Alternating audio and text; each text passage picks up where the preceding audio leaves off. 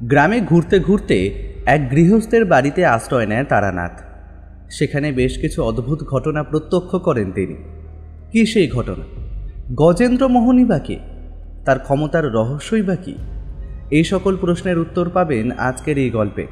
নমস্কার শ্রোতা বন্ধুরা, অন্ধকারের গল্পকথার সাম্রাজ্যে আপনাদের সকলকে স্বাগত।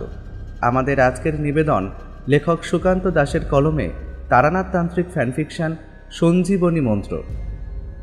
গল্পের সূত্রধার ও গল্প পাঠে শুভ, তারানাথের চরিত্রে আকাশ, অন্যান্য চরিত্রে সৌরভ, পার্থ ও অভিষেক। শুরু হতে চলেছে আজকের গল্প তারানাথ তান্ত্রিক ফ্যানফিকশন সঞ্জীবনী মন্ত্র।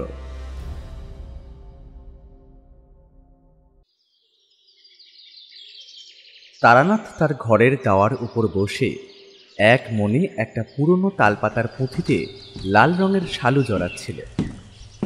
আমরা উঠোনে ঢুকতেই আমাদের পায়ের শব্দেই বোধহয় একবার মুখ তুলে আমাদের দিকে তাকিয়ে সেই স্নিগ্ধ হাসি একবার হেসে বলল, বাবা, তোমরা আজ এত সকাল সকাল এসে পড়েছো দেখছি। তা বেশ করেছো। আজ কেন জানি না তোমাদের কথাই ভাবছিলাম। তোমার স্ত্রীর শরীর কি আজকাল বড্ড খারাপ যাচ্ছে? তারানাথ কথাটা আমায় উদ্দেশ্য করেই বলেছিল। একথা মিথ্যে নয়, আজ 3 দিন যাবৎ শরীর একটু খারাপের দিকে। রাত্রের দিকে বেশ জ্বর আসছে, আবার সকালে সেই জ্বর কমে যাচ্ছে।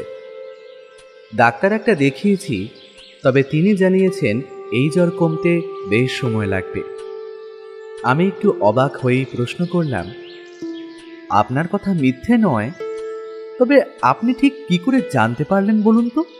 তারানাথ আবার সেই রহস্যময় হাসি হাসল। তারপর হাতের পুঁথিটা তুলে নিয়ে ঘরের দিকে যেতে যেতে বলল, সব প্রশ্নের উত্তর চাইতে নেই হে। ও সব তোমরা বুঝবে না।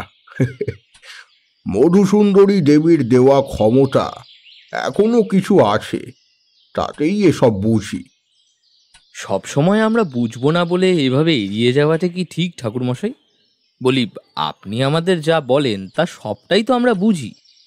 তোমরা শুধু গল্প শোনো, তার সবটাই যে তোমরা বিশ্বাস করো না তা কিন্তু আমি জানি। আসলে তন্ত্রের অনেক গুপ্ত ব্যাপার রয়েছে, যা তন্ত্রে অদীক্ষিত মানুষদের বোঝানো ঠিক সম্ভব নয়। আপনি আপনার মতো করেই বলুন না, দেখি না আমরা বুঝতে পারি নাকি। তোমরা যখন ছাড়বেই না, তাহলে বসো। আমি পুঁথিটা ঘরের ভেতর রেখে আসি, তারপর বলছি। তারানাথ হাতের পুঁথিটা নিয়ে ঘরের ভেতরে ঢুকতেই আমরা তক্তাপোশের উপর বেশ আয়েশ করে বসলাম। আজ সকাল থেকেই বৃষ্টি হয়ে চলেছে। এই বৃষ্টির বিরাম নেই বললেই চলে। একটানা ঝিরিঝিরি শব্দের বৃষ্টি হওয়ার পাশাপাশি মাঝে মাঝে বজ্রপাত হচ্ছিল। আমি যখন এক প্রকার নিশ্চিত হয়ে গেছি কিশোরী আজ আর আসবে না, ঠিক তখনই কিশোরী এসে দরজায় কড়া নাড়ল। এই এত ঝড় বৃষ্টিতেও তুমি ঠিক এসে পড়েছ? আমি তো ভাবলাম তুমি আজ আর এলেই না। তা কি করে হয়? আগের সপ্তাহে তো তারানাথের বাড়িতে যাওয়া হলো না, এই সপ্তাহেও কামাই করি কি করে বলো তো? কিশোরী মাথার জল ছাড়তে ছাড়তে ছাতাটা ঘরের একপাশে রেখে বলল, তা বেশ বেড়ে বলেছ। কামাই এ যেন পাঠশালার খাতায় একটা ঢেড়া পড়ার মতো। পাঠশালায় কামাই করলে পণ্ডিতের অসুবিধে, আর এখানে কামাই করলে কিন্তু আমাদের অসুবিধে। একটা গোটা সপ্তাহ যে তারানাথের গল্প না শুনে থাকাই যাবে না। বাড়িতে না গেলে মনে হয় গোটা সপ্তাহটাই মাটি হয়ে যাবে। এই আর দেরি করো না, কখন যে আবার বৃষ্টি জোরে নামবে কে জানে। চলো। ঝিমঝিমে পড়তে থাকা বৃষ্টির মধ্যেই আমরা ছাতা মাথায় দিয়ে তারানাথের বাড়ির উদ্দেশ্যে রওনা হলাম। পথে একবার দোকান থেকে একটা পাসিং শোয়ের প্যাকেট কিনে আমরা তারানাথের বাড়িতে এলাম। ইচ্ছে ছিল রাস্তার মোড়ের দোকানটা থেকে তেলে ভাজা নিয়ে আসব, কিন্তু এই বৃষ্টির মধ্যে আজ সে তার দোকান আর খোলেনি। তাই খালি হাতে শুধু পাসিং শোয়ের প্যাকেট নিয়েই তারানাথের বাড়িতে আমরা ঢুকলাম। তারানাথ হাতের পুঁথিটা ঘরে রেখে এসে তক্তাপোশের উপর আমাদের সামনে বসল। তারপর বলল, হ্যাঁ, তারপর বলো তোমরা কি যেন শুনতে চাইছিলে? এই যে আপনি আমাদের দেখেই বলে দিলেন যে ওর স্ত্রীর শরীর নাকি বিশেষ ভালো নেই, তা আপনি জানলেন কি করে? আসলে আগের রোববার তোমরা তো এলেই না, তাই আজ যে তোমরা আসবে সে ব্যাপারে নিশ্চিত হওয়ার জন্য একটা ছোটখাটো ক্রিয়া করলাম। তা কিরকম? সূর্যের দিকে তাকিয়ে ডান হাত তুলে বা হাত কপালের মাঝখানে রাখতে হবে। বুড়ো আঙুল থাকবে কপালে ঠিক মাঝখানটায়, আর বাকি 4টে আঙুল থাকবে বুড়ো আঙুলের লম্বালম্বি ভাবে নিচের দিকে, অনেকটা একটা লাঠি হাতের মধ্যে ধরে রাখার মতো। এভাবে পদ্মাসনে বসে যার ব্যাপারে জানতে চাও তার কথা মনে মনে ভাবতে হবে। ভাববার জন্যে মনে মনে তার একটা ছবি তোমায় কল্পনা করে নিতে হবে, আর ঠিকঠাকভাবে মন কেন্দ্রিক হয়ে গেলে একটা গোপন মন্ত্র 7 বার উচ্চারণ করলেই তার ব্যাপারে তুমি অনেক কিছুই বুঝতে পারবে। তবে ব্যাপারটা যত সহজভাবে তোমাদের বলে দিলাম ততটা কিন্তু সহজ নয়। আমি একবারও এটা দেখিনি যে তোমার স্ত্রীর শরীর কোনোভাবে অসুস্থ। কিছু লক্ষণ আর কিছু অনুভূতির সূক্ষ্ম ক্রিয়াকলাপ লক্ষ্য করে এগুলো বুঝে নিতে হয়। আমি অনুমান করতে পেরেছিলাম তোমার কিংবা তোমার স্ত্রীর কারোর একটা সমস্যা চলছে। এবার তোমার সুস্থ তহবিলে এখানে আসতে দেখে নিশ্চিত হলাম যে সমস্যাটা তোমার নয়, তোমার স্ত্রীর। তারানাথ যখন খুব সহজভাবে কোনো কিছু বুঝিয়ে দেয় তখন মনে হয় আর তেমন কি, কিন্তু সব কিছুর কেন্দ্রে যে তন্ত্র রয়েছে তার আসল চাবিকাঠি হলো কিছু গোপন মন্ত্র, যা তারানাথ কখনোই আমাদের কাছে বলতে চায় না। সে বলে তন্ত্রে অধিষ্ঠিত মানুষ এসব মন্ত্রের কথা কিছুই বুঝতে পারবে না। তারানাথের কথা শুনে আমি আর কিশোরী দুজনেই সামান্য অবাক হলাম। যদিও তার কাছ থেকে অদ্ভুত সব গল্প শুনতে শুনতে আমাদের অবাক হওয়ার ভাবটা আজকাল কিছুটা কমে এসেছে। কিশোরী বলল, আগের সপ্তাহে আসতে পারিনি ঠাকুরমশাই, আজ এমন একটা গল্প বলুন যাতে একদিনে 2 সপ্তাহের গল্প শোনার আনন্দ উসুল হয়ে যায়, বুঝলেন?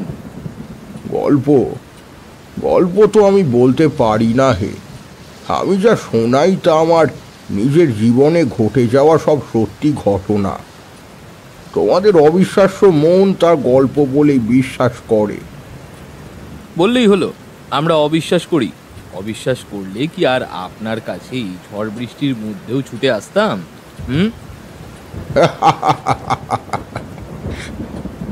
তারানাথ হাসল। যখন কোনো ছাত্র তার শিক্ষকের কাছে ভুল করে এমন কোনো কথা বলে বসে যা শিক্ষক আগে থেকেই জানে, তখন শিক্ষকের মুখে যেমন হাসি দেখা যায়, তারানাথের মুখেও তেমনই হাসি দেখা গেল। রস, তাহলে আজ অনেক দিন আগে একটা অভিজ্ঞতার কথা তোমাদের বলি। আজ সকাল থেকেই কথাটা বারবার মনে আসছিল।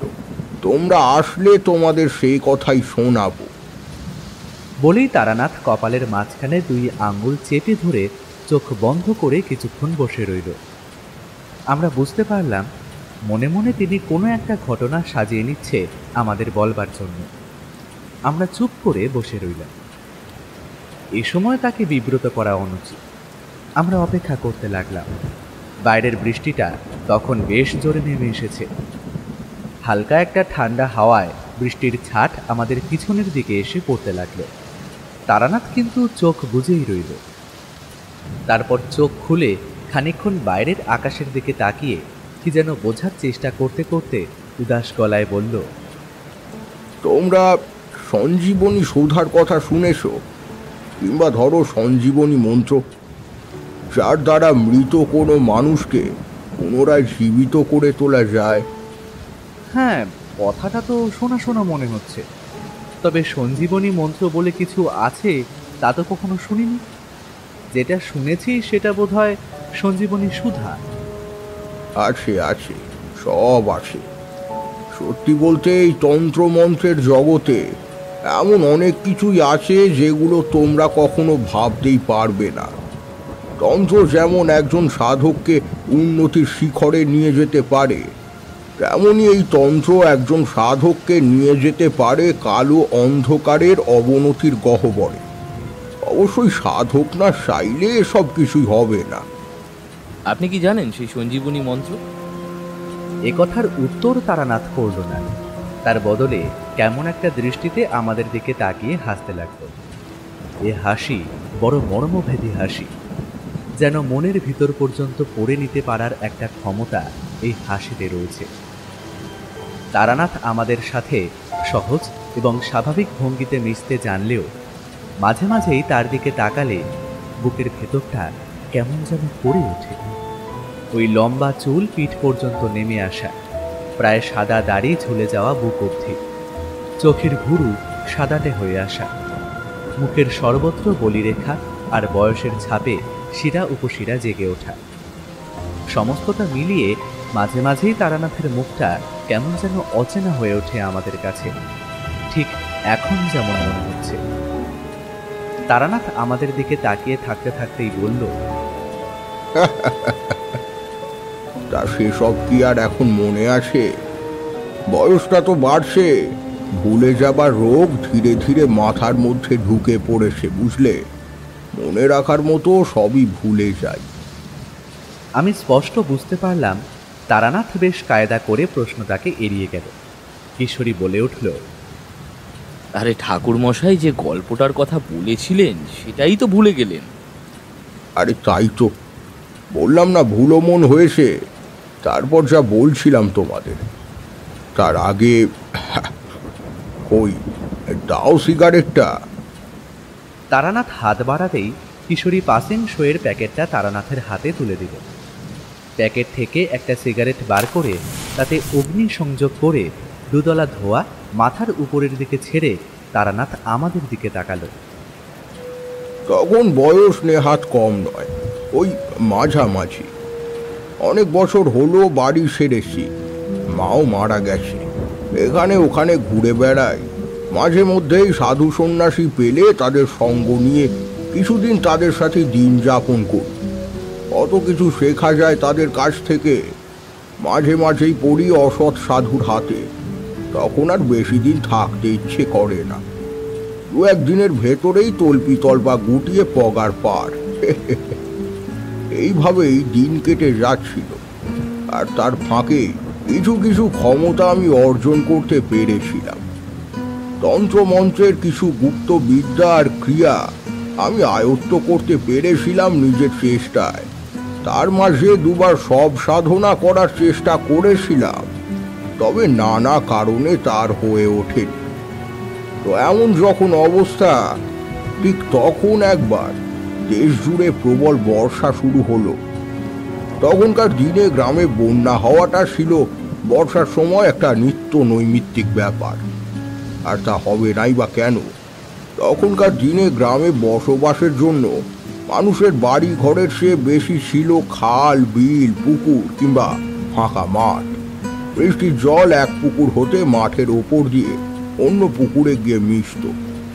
এভাবেই গোটা গ্রামের একদিক কিংবা দুদিক জুড়ে তৈরি হতো একটা বিরাট জলাশয়। আমাদের গ্রামে বর্ষার সময় মাছ ধরার কথা তো তোমাদের বলেছিলাম। সেই এক সব, যাকে নিয়ে সব সাধনা করেছিলাম, সে প্রতিহিংসা চরিতার্থ করার জন্য আমায় কিভাবে সেই কৈখালির মাঠের মধ্যে বিপদে ফেলতে চেয়েছিল তা তো তোমরা জানো। নেহাত কাল ভৈরব সেদিন আমায় প্রাণে বাঁচিয়েছিলেন। সে যাই হোক, তো সেবার দেশ জুড়ে প্রবল বর্ষা শুরু হলো। যেদিকে তাকায় সেদিকেই জল জমে থই থই করছে, যেন আকাশ ভেঙে পড়েছে। টানা 7 দিন ধরে এক নাগাড়ে বৃষ্টি। আমার ভাগ্য ভালো, বৃষ্টি শুরু হওয়ার আগে আমি এক গৃহস্থের বাড়িতে আশ্রয় নিয়েছিলাম। সে গৃহস্থ বেশ বিত্তবান মানুষ। ওটা 7 দিন সে আমায় তার বাড়িতে আশ্রয় এবং খাদ্যের যোগান দিয়ে গেল। 8ম দিনে বৃষ্টি সামান্য কমতেই আমি তাকে ডেকে বললাম,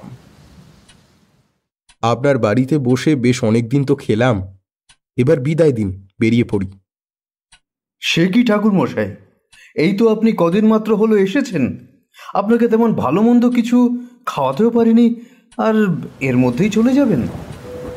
গজেন্দ্র মোহনের স্ত্রী এসে আমায় সেই একই অনুরোধ করল, অন্তত আর 2 দিন যেন তাঁদের বাড়িতে থেকে যায়।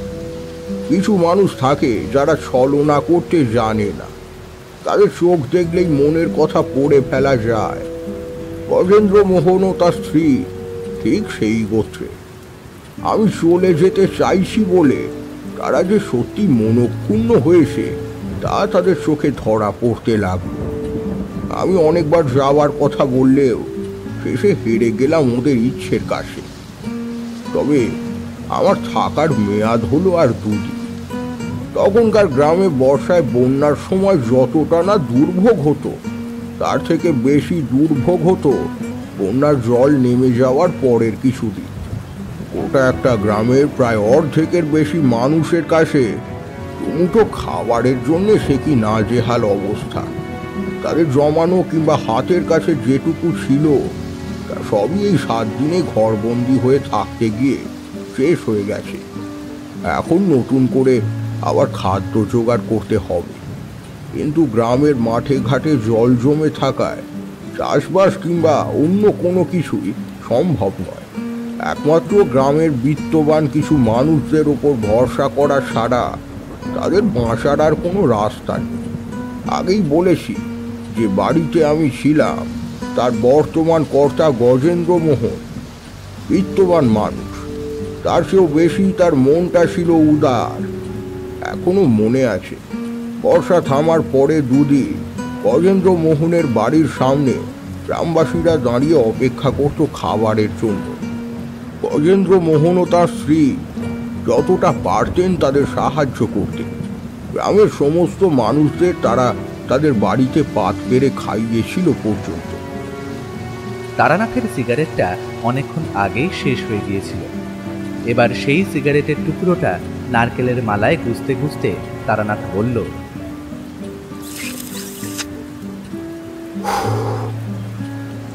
তোমরা ভাবছো না কোথায় বললাম মৃত্যুঞ্জয় সুধার কথা, আর কোথায় বলতে বসেছি গজেন্দ্র মোহনের দান ধ্যানের কথা, তাই তো?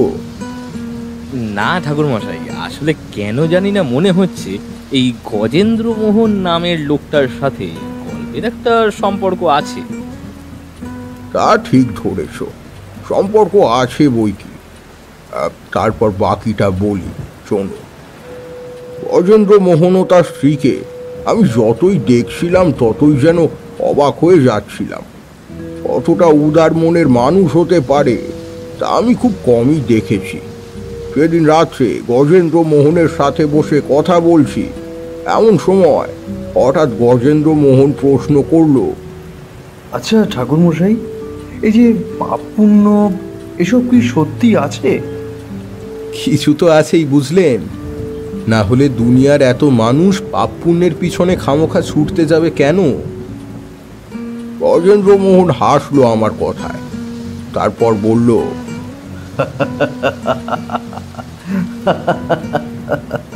সে তো ভয় ঠাকুরমশাই, মৃত্যুর পর কি হবে তা নিয়ে ভয়ের জন্যই মানুষ এইসব পাপ পুণ্য বিচার করে।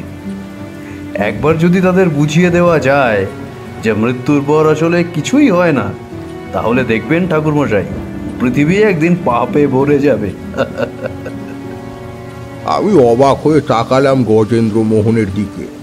কোনো সাধারণ মানুষ এভাবে ভাবতে কিংবা বলতে পারেন? নেহাত নিম্ন স্তরের মানুষের ভাবনা খাওয়ার ঘুমেতেই আটকে থাকে। মধ্যবিত্ত কিংবা উচ্চ স্তরের মানুষেরা ভাবে কিভাবে অর্থ উপার্জন করা যায়, অথবা কিভাবে নিজেদের নাম প্রতিপত্তি আরো বাড়িয়ে তোলা যায়। কিন্তু গজেন্দ্র মোহনের ভাবনা এসবের অনেক দূরে। তাহলে আপনার কি মনে হয়? আমার মনে হয় আসলে পাপ পুণ্য বলে কিছুই নেই, সমস্তটাই একটা ধাঁধা, আর আমরা সেই গোলক ধাঁধায় ধীরে ধীরে হারিয়ে যাচ্ছি। আপনি এই যে 3 দিন ধরে গ্রামের বেশিরভাগ লোকজনদের খাওয়াচ্ছেন, তাদের প্রয়োজনীয় জিনিসপত্র দিচ্ছেন, তার পেছনে আপনার পুণ্য অর্জন করার কোনো ইচ্ছে নেই? মানুষ হয়ে যদি মানুষকে সাহায্যই না করতে পারি, তাহলে আর কিসের মানুষ হলাম ঠাকুরমশাই? আমার যা আছে তা যদি ভালো কাজে না লাগে তাহলে তা রেখে লাভ কি? আমি অবাক হয়ে তাকিয়ে রইলাম গজেন্দ্র মোহনের দিকে। আমার সামনে বসা ধুতি পাঞ্জাবি পরা শান্ত সৌম্য মুখের একটা মানুষ, যার মাথার লম্বা চুল ঘাড় পর্যন্ত এসে পড়েছে, নাকের তলায় পুরু গোঁফ আর উজ্জ্বল দুটো চোখ। মানুষটা হাসছে। আমি তার দিকে তাকিয়ে তার হাসি দেখছি। একটা মানুষের হাসি কতটা সুন্দর হতে পারে তা গজেন্দ্র মোহনের হাসি না দেখলে বোঝা যাবে না। আপনি এই যে পথে পথে ঘুরে তন্ত্র সাধনা করে একটা আলাদা শান্তি পান, আমিও মানুষকে সাহায্য করতে পারলে তেমনই শান্তি পাই। আমরা উঠোনের দাওয়ায় বসে কথা বলছিলাম। বাড়িটা বেশ বড়, তবে বাড়িতে গজেন্দ্র মোহন এবং তার স্ত্রী ছাড়া আর দ্বিতীয় ব্যক্তি নেই। এমন বিত্তবান একজন মানুষের বাড়িতে অন্তত দু একটা চাকর বাকর থাকাটা সে সময় অত্যন্ত স্বাভাবিক ব্যাপার ছিল। আমাদের কথার মাঝে হঠাৎ করেই অন্তদন্ত হয়ে একজন লোক এসে দাঁড়ালো। ছোট দাদা বাবু, ছোট দাদা বাবু গো, আমার মেয়েটারে বাঁচান। আমার মেয়েটারে সাপি কেটেছে গো, আমার মেয়েটারে বাঁচান ছোট দাদা বাবু। লোকটা প্রায় গজেন্দ্র মোহনের পায়ের উপর উমড়ি খেয়ে পড়ে কাঁদতে কাঁদতে একই কথা বলতে লাগলো। হঠাৎ করে এমন একটা ব্যাপারে আমি আর গজেন্দ্র মোহন দুজনেই প্রায় চমকে উঠেছিলাম। কিন্তু গজেন্দ্র মোহন ঠান্ডা মাথায় ব্যাপারটা তৎক্ষণাৎ স্বাভাবিক করে ফেলল। লোকটির হাত ধরে মাটি থেকে তুলে বলল, এখানে বসে কান্নাকাটি করলে কি তোমার মেয়েটা বেঁচে যাবে, নাকি আমায় তার কাছে নিয়ে যাবে? আসুন আসুন আসুন আসুন, বাঁচান বাঁচান দাদা বাবু, আমার মেয়েটারে বাঁচান। আসুন আসুন আসুন। গজেন্দ্র মোহন আমার দিকে তাকিয়ে বলল, ঠাকুরমশাই, আপনি কি আমার সাথে যাবেন? আপনি সেখানে গিয়ে কি করবেন? মেয়েটাকে কবিরাজের কাছে নিয়ে যাওয়া দরকার, কিংবা যদি কেউ বিষ তুলতে পারে তাহলে তার কাছে নিয়ে গেলে। গজেন্দ্র মোহন আমার দিকে তাকিয়ে একবার হাসলো, তারপর বলল, আপনি একবার চলুন না আমার সাথে, দেখি চেষ্টা করে যদি বাঁচাতে পারি মেয়েটাকে। গজেন্দ্র মোহনের কথার মধ্যে কি যেন একটা ছিল, আমি আর তাকে না করতে পারলাম না। সেই লোকটা তখনও কেঁদে চলেছে। সে আগে আগে আমাদের পথ দেখিয়ে নিয়ে যেতে লাগলো। আমি আর গজেন্দ্র মোহন তার পিছু পিছু তার বাড়ির দিকে চললাম। মেয়েটার নীলচে হয়ে আসা শরীরটা একটা খাটিয়ার উপর রাখা হয়েছে। তাকে ঘিরে গ্রামের লোকজন দাঁড়িয়ে আসে। জানা গেল ঘরের দাওয়ার কাছে মেয়েটা দাঁড়িয়েছিল। এমন সময় হঠাৎ করে একটা চিৎকার শুনে মেয়েটির মা ছুটে এসে দেখে মেয়ে মাটিতে পড়ে ছটফট করছে। একটা সাপ দাওয়া সেরে বাইরের দিকে চলে যাচ্ছে। গজেন্দ্র মোহন কিন্তু সেখানে পৌঁছে আর দাঁড়িয়ে রইল না। কাল বিলম্ব না করে সে মেয়েটার কাছে ঝুঁকে পড়ে তার ক্ষত দেখতে লাগলো। মেয়েটার দুটো চোখ বন্ধ হয়ে এসেছে। গজেন্দ্র মোহন প্রায় নির্দেশের সুরে বললেন, ওকে ঘুমোতে দেওয়া চলবে না, ওকে জাগিয়ে রাখো। পারলে ওর কানের কাছে কিছু একটা দিয়ে বারবার শব্দ করতে থাকো। গজেন্দ্র মোহনের কথায় দু একজন ঘরের ভেতর থেকে কাঁসার থালা বাসন এনে বাজাতে লাগলো মেয়েটার কানের কাছে। মেয়েটার চোখ মাঝে মাঝে অর্ধেক খুলে যেতে লাগলো, তারপরে আবার কি এক নেশার ঘোরে বন্ধ হয়ে যেতে লাগলো। গজেন্দ্র মোহন দুবার মেয়েটার ছোট্ট নরম গালে সজোরে দুটো চড় কষালে। বোঝাই যাচ্ছে মেয়েটাকে জাগিয়ে রাখার জন্যই এত কাণ্ড। ততক্ষণে গজেন্দ্র মোহনের ক্রিয়াকলাপ দেখার জন্য আশপাশের ভিড় আরও বেড়ে গেছে। তারা সবাই উৎসুক চোখে তাকিয়ে রয়েছে মরণাপন্ন মেয়েটির দিকে। গজেন্দ্র মোহন কেমন যেন মলিন গলায় বলল, খুব বিষধর সাপে কেটেছে বলে মনে হচ্ছে ঠাকুরমশাই। দেখেছেন পায়ের ক্ষতটা? সাপে কাটার ক্ষত সবাই চিনতে পারে না। সত্যি বলতে লজ্জা নেই, এ বিষয়ে আমার জ্ঞান খুব কমই ছিল। আমি ক্ষতর দিকে তাকিয়ে দেখলাম পাশাপাশি দুটো ছোট্ট ফুটো হয়েছে, আর সেই ফুটো দিয়ে রক্ত শুঙিয়ে বাইরে বেরিয়ে আসছে। ওটা শরীরের সব থেকে বেশি যে অংশটা নীল হয়ে এসেছে তা হলো ওই মেয়েটির বাঁ পা। আমি এবার কিন্তু বেশ উদ্বিগ্ন হয়ে পড়লাম। একটা মেয়েকে সাপে কেটেছে, তাকে কবিরাজ কিংবা অন্য কোনোভাবে চিকিৎসা করার ব্যবস্থা না করে এরা খাটিয়ার উপর ফেলে রেখেছে কেন? আমি বেশ জোরের সাথেই বললাম, কি করতে চাইছো তোমরা বলো তো? মেয়েটা এভাবে মরে যাবে যে? কেন মরে যাবে? আপনি কি ভাবছেন ওরা শুধু শুধু আমার কাছে ছুটে এসেছে? আমি আগের থেকে বেশ এবার রেগে উঠলাম। মেয়েটার অবস্থা আমার চোখের সামনে ধীরে ধীরে অবনতির দিকে যাচ্ছে। এতক্ষণ ধরে যাও সে মাঝে মাঝে চোখ খুলতে পারছিল, এখন তাও পারছে না। আমি প্রায় চিৎকার করে বলে উঠলাম, মেয়েটা মরে যাচ্ছে আর তোমরা কি করছো? একজন বিষটা বার করার তো চেষ্টা করো অন্তত। গজেন্দ্র মোহন তখনও হেসে চলেছে। আগের মতো হেসেই সে আমায় বলল, আপনি ভয় পাবেন না ঠাকুরমশাই, মেয়েটার কি ইচ্ছে হবে না। অন্তত আমি থাকতে তো তার কিছু হতেই পারে না। বলেই সেই লোকটার উদ্দেশ্যে বলল, এই তোমরা খাটিয়া সহ ওকে ঘরের ভিতরে নিয়ে যাও, তারপর ঘর থেকে সবাই বেরিয়ে এসে বাইরের থেকে দরজা বন্ধ করে রাখবে, কেমন? আমি না ডাকা পর্যন্ত কেউ দরজা খুলবে না, যাও। গজেন্দ্র মোহনের এই কথায় আমি আরো বেশি অবাক হলাম।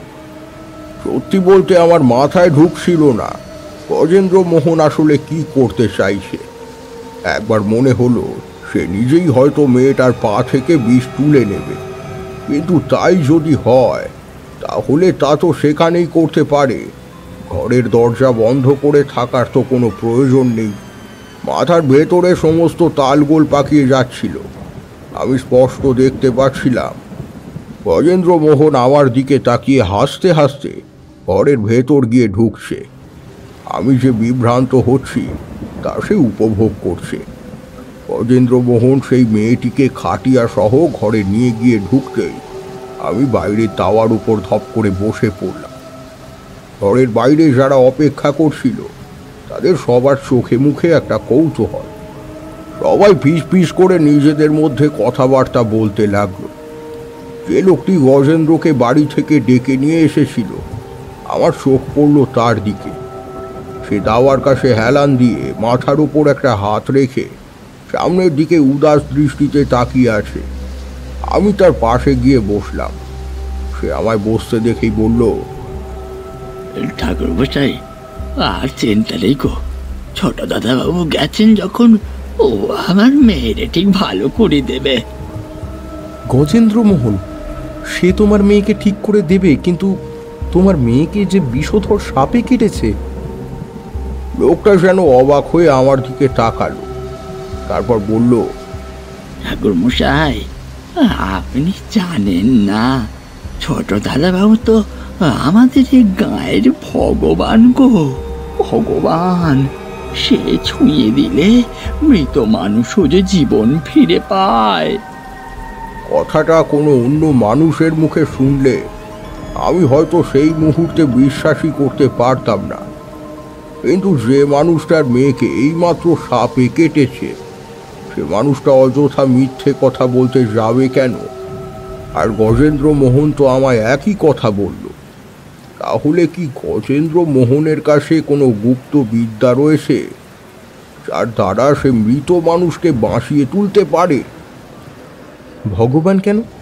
তুমি কি নিশ্চিত সে তোমার মেয়েকে বাঁচিয়ে দিতে পারবে? যদি তারপরেও না বাঁচে তাহলে ভাবো ভগবানের আমার মেয়েটার উপর দৃষ্টি পড়েছে গো, তাই তাকে তুলে নিয়ে গেছে। ছোট দাদাবাবু তাকে বাঁচিয়ে দিতে পারবে যদি তার আয়ু থাকে। ঠাকুর মশাই, ছোট দাদাবাবু ঠিক পারবে। বন্ধ ঘরের দরজাটা খোলার মতো সাহস কিংবা একবারও তাদের বিরক্ত করার মতো ইচ্ছে কেউই দেখালো না। সবাই অধীর আগ্রহে অপেক্ষা করতে লাগলো, কেন ওরা জানে ভিতরে কি চলছে।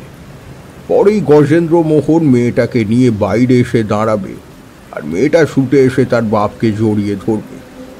ওটা ব্যাপারটা আমার মাথার ভেতরটা এমন গোলমাল করে দিতে লাগলো। এও কি সম্ভব? যদিও অনেকবার অনেক সাধু সঙ্গে থেকে এ কথা বহুবার শুনেছি, মৃত্যু সঞ্জীবনী মন্ত্র বলে একটা মন্ত্র আছে, তার দ্বারা মৃত মানুষকে বাঁচিয়ে দেওয়া যায়। কিন্তু তার যে একটা আলাদা গুপ্ত ক্রিয়া রয়েছে তা তো গজেন্দ্র মোহনের জানার কথা নয়। ঘরের ভেতর থেকে কিন্তু কোনো মন্ত্র কিংবা কোনো শব্দ ভেসে আসছে আমি শুনলাম না। রুদ্ধশ্বাসে অপেক্ষা করতে লাগলাম। গ্রামের সেই বাড়িটায় গ্রামের প্রায় অর্ধেক লোক ভেঙে পড়েছে। সবাই একটা চমৎকার দেখার জন্য অপেক্ষা করছে। তাদের মধ্যে আজ আমিও এসে পড়েছি। জীবনে অনেক অদ্ভুত সব ঘটনার সম্মুখীন হয়েছি, কিন্তু আজ প্রথমবার এমন একটা ঘটনার সাক্ষী আমি হতে চলেছি, তা বোধ হয় এই প্রথমবার। বেশ খানিকটা সময় কেটে গেল। আকাশে সূর্য মাথার উপর থেকে নেমে পশ্চিমে ঢলে পড়তে লাগলো। দু একজন গ্রামবাসী এদিক ওদিক ঘুরে ফিরে বেড়াতে লাগলো। কেউ কেউ তার নিজের বাড়িতে ফিরে গেল। একটা ঠান্ডা বাতাস ওটা বাড়িটার আশেপাশে উঠতে শুরু করলো। ঝড়ের লক্ষণ। ঠিক সেই সময় বন্ধ ঘরের দরজা খুলে গেল, আর সেই দরজা দিয়ে প্রথম যে বেরিয়ে এলো সে কিন্তু গজেন্দ্র মোহন নয়। যে মেয়েটাকে খাটিয়ার উপর শুয়ে ধীরে ধীরে মৃত্যুর কোলে ঢলে পড়তে দেখেছিলাম, এখন সেই মেয়েটি সম্পূর্ণ সুস্থ। সে দিব্যি স্বাভাবিক অবস্থায় আমার সামনে দিয়ে হেঁটে তার বাবার কোলের উপর ঝাঁপিয়ে পড়ল। এতক্ষণ রুদ্ধশ্বাসে অপেক্ষা করা লোকটি এবার কিন্তু কেঁদে ফেলল। দু হাত মেয়ের মাথায়, গালে, সারা শরীরে হাতে বোলাতে বোলাতে যেন নিজেকেই সান্ত্বনা দিচ্ছিল। একবার দু হাতে মেয়ের ছোট্ট শরীরটা বুকের সাথে চেপে ধরে উহু করে সে কেঁদে ফেলল। আমার দিকে তাকিয়ে বলল, বলেছিলাম না ঠাকুর মশাই, মেয়েটা আমার বেঁচে যাবে গো, মেয়েটা আমার বেঁচে যাবে। আমি সত্যি একটা আশ্চর্য ঘটনা দেখতে পেলাম। প্রায় মৃত্যুর মুখ থেকে মেয়েটা ফিরে এসে সম্পূর্ণ সুস্থভাবে তার বাপের পাশে বসে আসে। কিন্তু গজেন্দ্র মোহন কোথায়? তাকে তো দেখছি না। আমি উঠে ঘরের ভিতরে যাওয়ার উদ্যোগ করতেই সেই লোকটি আবার বলল, এখন ভিতরে যাবেন না ঠাকুর মশাই, এখন ভিতরে যাবেন না, এখন যেতে মানা আছে। মানা আছে? কিসের মানা? তা জানি না ঠাকুর মশাই, তবে এ সময় দাদাবাবু কাউকে ভিতরে যেতে বারণ করেন। তিনি নিজে বাইরে ফিরে না আসা পর্যন্ত কেউ ভেতরে যেতে পারবে না, কেউ না। তার বলা কথাগুলো বেশ শক্ত। আমি চাইলেই তার নিষেধ অগ্রাহ্য করে ভেতরে ঢুকে যেতে পারতাম, কিন্তু কারো বিশ্বাসে আঘাত দেওয়া কিংবা তার কথা অমান্য করা আমার স্বভাবে নেই। তাই আমি বসে রইলাম। একটু পরেই গজেন্দ্র মোহন বাইরে বেরিয়ে এলো। সেই হাসি মুখ, সেই লম্বা চুল ঘাড়ের পেছন অবধি, সেই উজ্জ্বল দুই চোখ। কিন্তু আমার কেমন জানি মনে হলো কোথাও যেন একটা পরিবর্তন হয়েছে। সে পরিবর্তন এতটাই সূক্ষ্ম যে তা সহজে চোখে পড়ছে না, কিন্তু ভালোভাবে অনেকক্ষণ তাকিয়ে তাকে দেখলে বোঝা যায় কোথাও যেন একটা পরিবর্তন হয়েছে। গজেন্দ্র মোহন বাইরে বেরিয়ে মেয়েটির মাথায় একটা হাত রাখল, তারপর আমার দিকে এগিয়ে এসে বলল, কি ঠাকুর মশাই, অবাক হলেন? আমি যে অবাক হয়েছি সেই ভাবটা আমি অনেকক্ষণ আগেই কাটিয়ে ফেলেছি, কিন্তু পরিবর্তনটা যে ঠিক কি সেটা আমি বুঝে উঠতে পারছিলাম না। তাই সামান্য ইতস্তত করেই বললাম, আচ্ছা গজেন্দ্র মোহন, আপনার যে কোনো একটা অদ্ভুত ক্ষমতা রয়েছে তা তো বুঝতে পারছি, কিন্তু একটা ব্যাপার আমার কিছুতেই মাথায় ঢুকছে না। যা কথা বলার তা বাড়িতে গিয়েই বলি না হয়। বড্ড ক্লান্ত লাগছে শরীরটা। আমি আর কথা বাড়ালাম না। গজেন্দ্র মোহনকে নিয়ে বাড়ি ফিরে এলাম। ওটা রাস্তা গজেন্দ্র মোহন আর একটা কথাও বলল না। বাড়ি ফিরেই নিজের ঘরে ঢুকে পড়ল। আমার থাকার জন্য সে একটা আলাদা ঘর দিয়েছিল, আমিও সেইখানেই রইলাম। দুপুরের খাওয়া আমাদের একসঙ্গে হলো না। গজেন্দ্রমোহনের স্ত্রী জানালে সে গজেন্দ্রমোহন এবেলা আর কিছু খাবে না। আমি নিজের মতোই খেয়ে আমার জন্য বরাদ্দ বিছানায় শুয়ে রইলাম। মনের মধ্যে একটা ভাবনা খসখস করতে লাগলো। অনেকদিন আগে এক সাধুর কাছে মৃত্যুঞ্জয় মন্ত্রের ব্যাপারে কিছুটা শুনেছিলাম। যে ব্যক্তি মৃত্যুঞ্জয় মন্ত্র ব্যবহার করে অন্য কারোর জীবন বাঁচাবে, সেই ব্যক্তির সামান্য ক্ষতি সেই মন্ত্র ব্যবহারে হয়। কিন্তু গজেন্দ্রমোহনের ক্ষেত্রে সেটা হলো না কেন, সেই ভাবনাই আমার মাথায় ঘুরতে লাগলো। এসব ভাবতে ভাবতে একসময় চোখ জুড়িয়ে এসেছিল বোধ হয়। যখন ঘুমটা ভাঙল, দেখি গজেন্দ্রমোহন আমার ঘরের দরজায় এসে দাঁড়িয়েছে। তারানাথ থামতেই আমরা দুজন অবাক হয়ে তার দিকে তাকিয়ে রইলাম। তারানাথের প্রতিটা গল্প একটা অন্যটার থেকে আলাদা হয় তা আমরা জানি, তবে এমন একটা গল্প এর আগে বোধহয় আমরা কখনো শুনিনি। আমাদের বিস্মিত ভাবটা এতটাই বেশি ছিল যে তারানাথ যে কখন চুপ করে গেছে তা বুঝতে আমাদের অনেকটা সময় লাগলো। যখন খেয়াল হলো তখন কিশোরী প্রশ্ন করল, আচ্ছা, এই গজেন্দ্রমোহন কি কোনো তান্ত্রিক কিংবা সাধু জাতীয় কিছু ছিল? কারণ আপনি তো বলেছেন মৃত্যুঞ্জয় মন্ত্র শিখতে পারেন, আর তন্ত্রে অদীক্ষিত কারোর কাছে তো এই মন্ত্র যাওয়ার কথা নয়। তারানাথ সে কথার উত্তর না দিয়ে পাসিং শোয়ের প্যাকেট থেকে আরও একটা সিগারেট বার করে ধরাল। তারপর ধোয়া ছেড়ে বলল,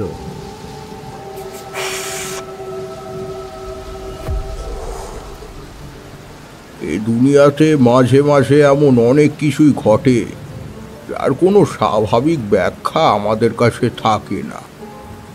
গজেন্দ্রমোহন ছিল তেমনই একটা ব্যাখ্যাহীন রহস্য। গজেন্দ্রমোহনের কাছে কিন্তু কোনো মন্ত্র ছিল না, এমনকি তার কোনো আশ্চর্য ক্ষমতাও ছিল না। তার কাছে ছিল একটা দেবী মূর্তি। কিশোরী আর আমি একসাথে সমস্বরে বলে উঠলাম, দেবী মূর্তি? হ্যাঁ, দেবী মূর্তি।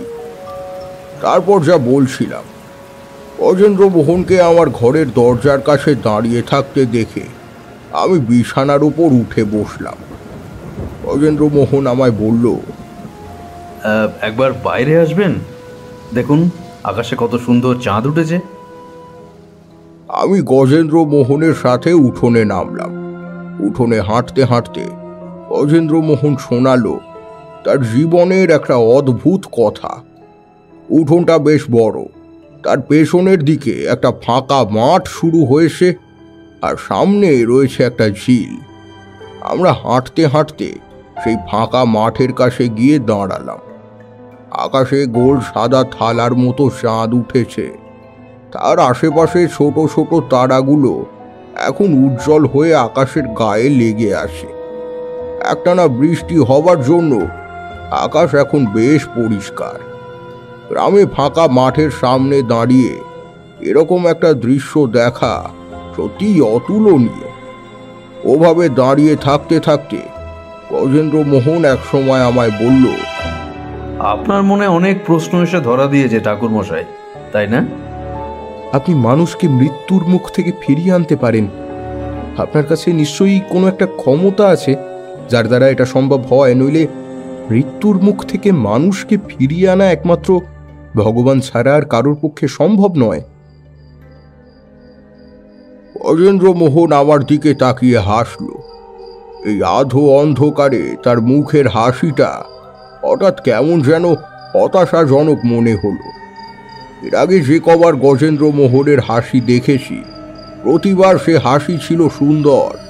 প্রথম তার হাসি বুকের কোণে গিয়ে বিঁধল।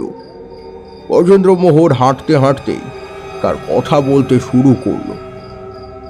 তখন আমি অনেক ছোট, জানেন ঠাকুরমশাই, বয়স কত হবে, ওই 16-17 বছর।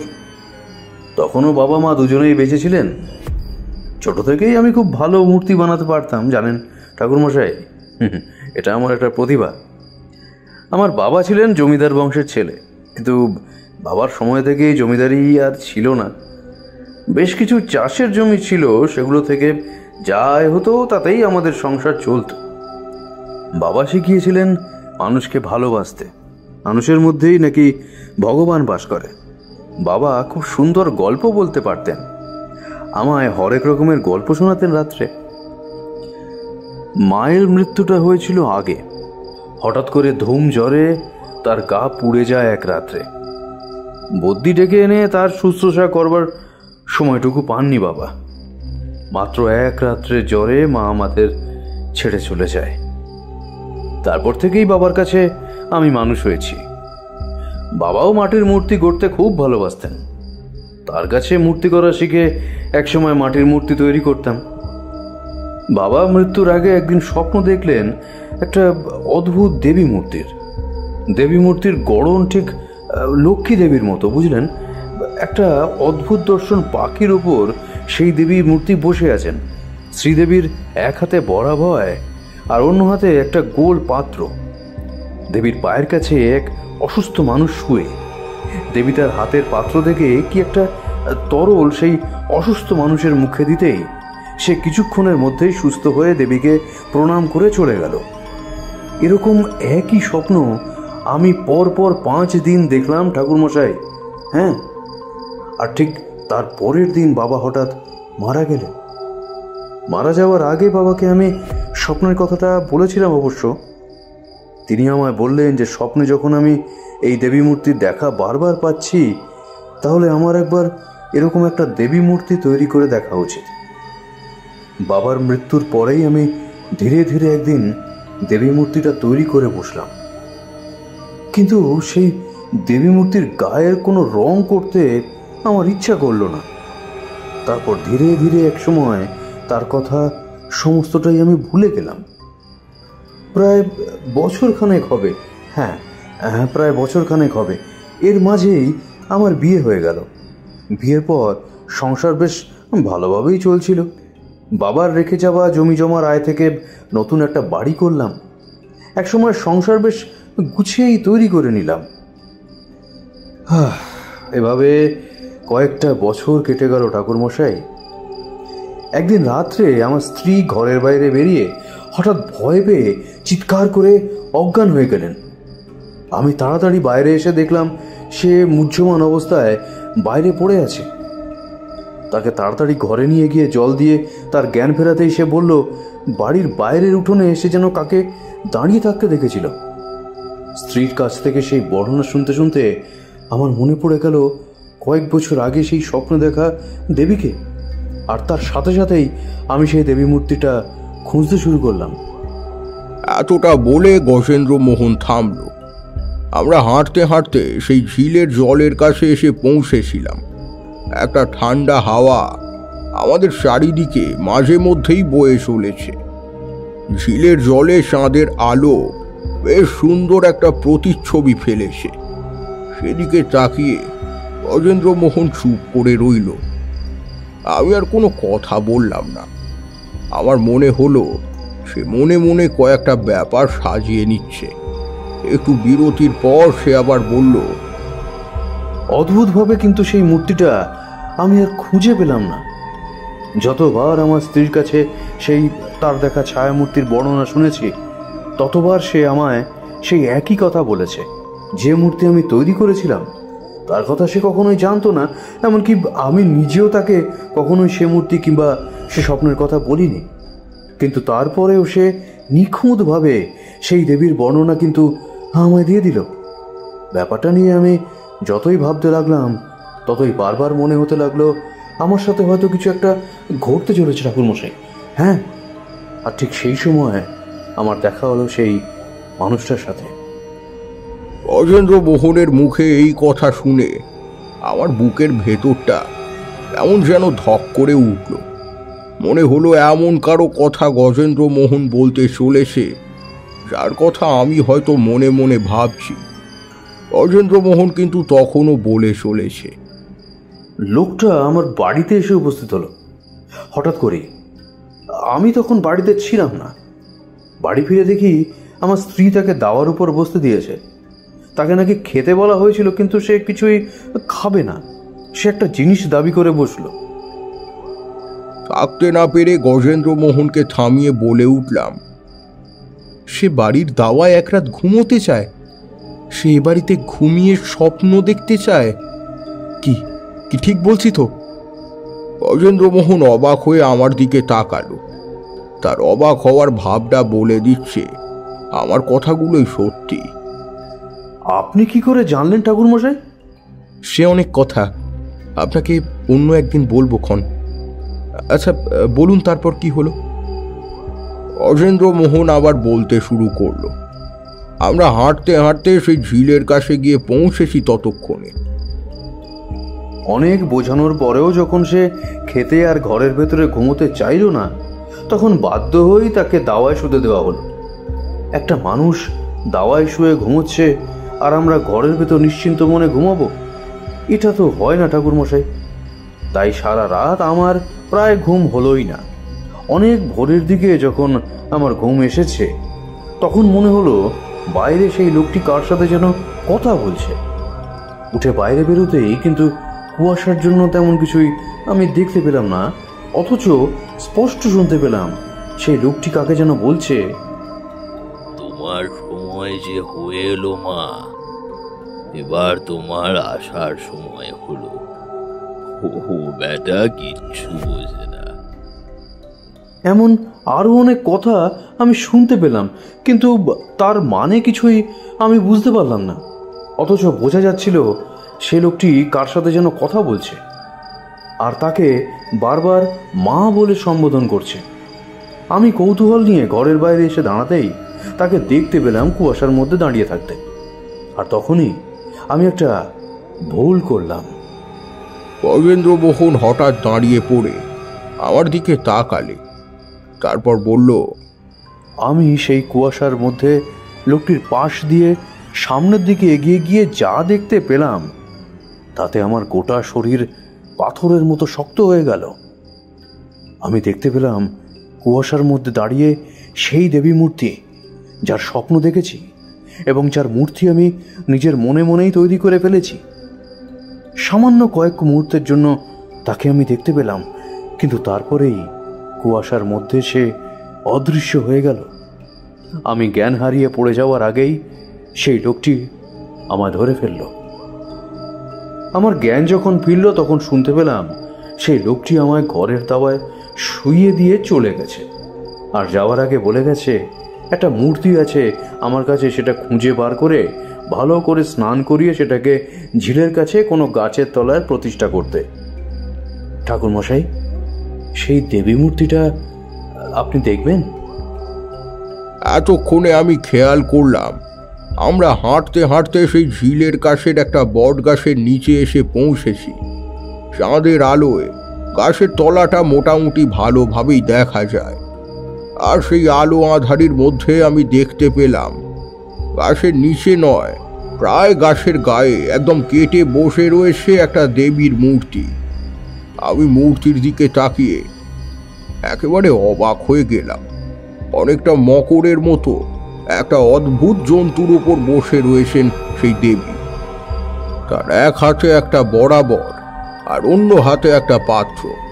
এই আলো আঁধারি রাতে দেবী মূর্তিকে এখানে দেখে আমার কেমন যেন গা ছমছম করে উঠল।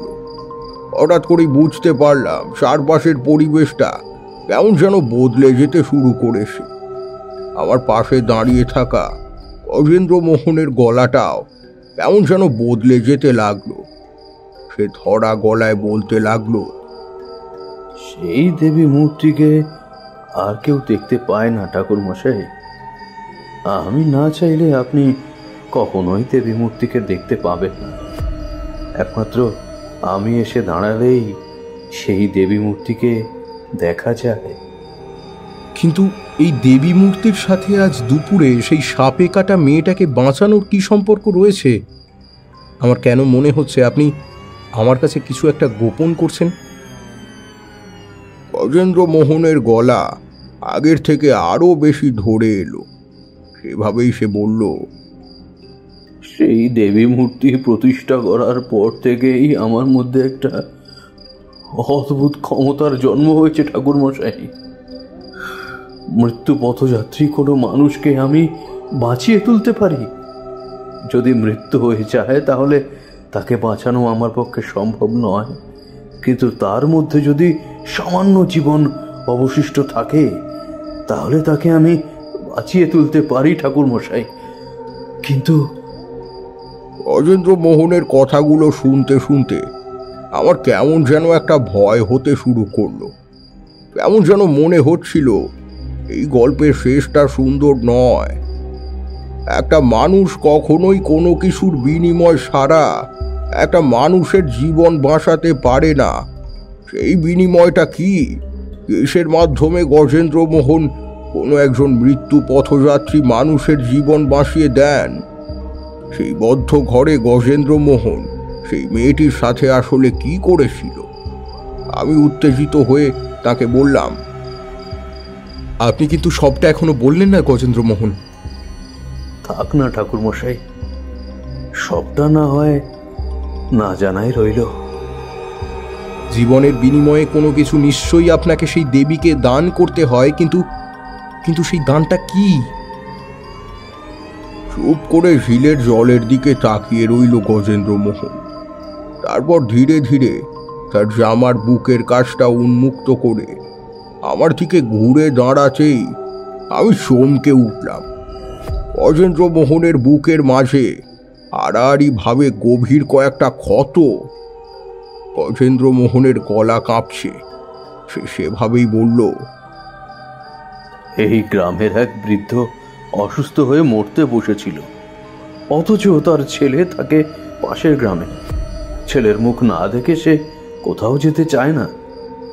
আমি যখন গিয়ে তার কাছে পৌঁছালাম তখন হঠাৎ করেই আমার কানের কাছে এক নারী কণ্ঠ বলে উঠল, নিজের বুকের রক্ত দিয়ে আমি তাকে বাঁচাতে পারবো।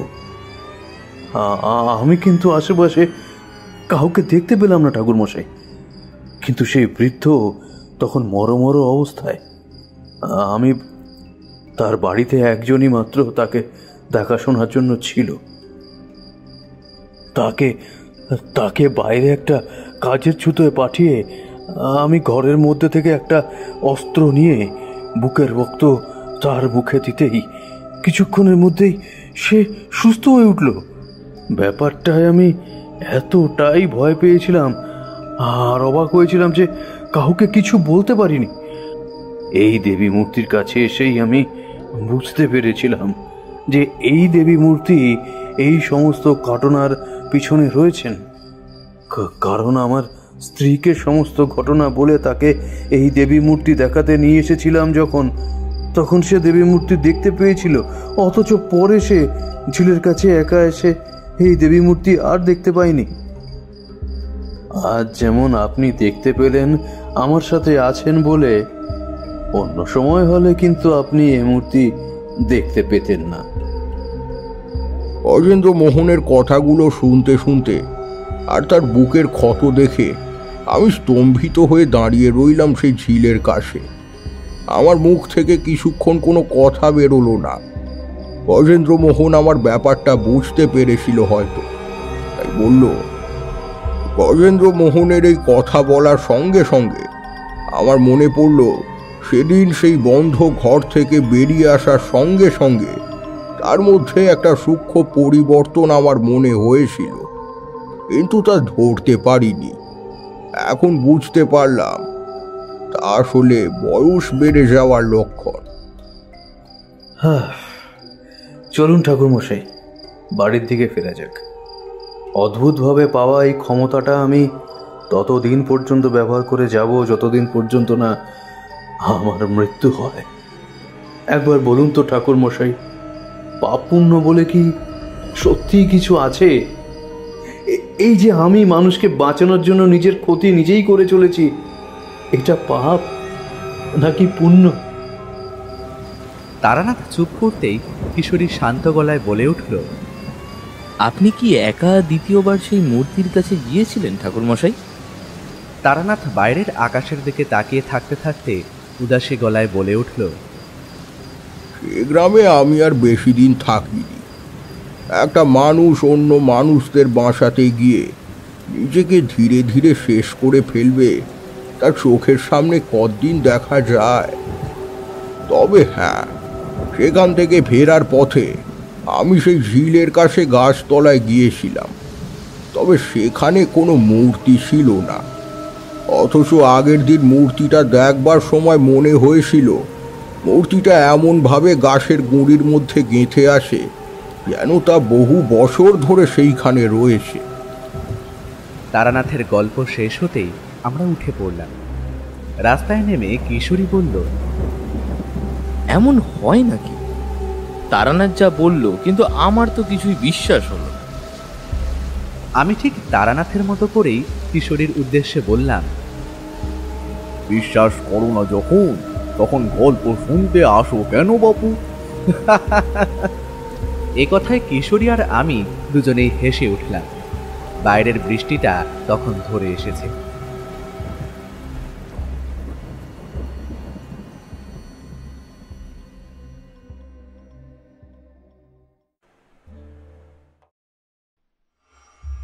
শুনছিলেন লেখক সুকান্ত দাশের কলমে তারানাথ তান্ত্রিক ফ্যানফিকশন সঞ্জীবনী মন্ত্র। সম্পাদনা, ডিরেকশন এবং ভিডিওর ভিজুয়াল এফেক্টসে প্রায়ণ গোস্বামী। শব্দ পরিকল্পনা, মিশ্রণ এবং আবহ সৃষ্টিতে সাউন্ডস্কেপ। পোস্টার ডিজাইনে কৃষ্ণেন্দু মণ্ডল। কেমন লাগলো আজকের গল্পটি? ভালো লাগলে অবশ্যই আমাদের সাবস্ক্রাইব করে আমাদের সাথে থাকুন এবং লাইক ও কমেন্টের মাধ্যমে আপনার মতামত জানান। এরকম গল্প যদি আরও শুনতে চান তাহলে প্লিজ আমাদের কমেন্টের মাধ্যমে জানান। দেখা হবে নতুন কোনো গল্পে। ততক্ষণের জন্য শুভরাত্রি। ভালো থাকবেন এবং সকলকে ভালো রাখবেন।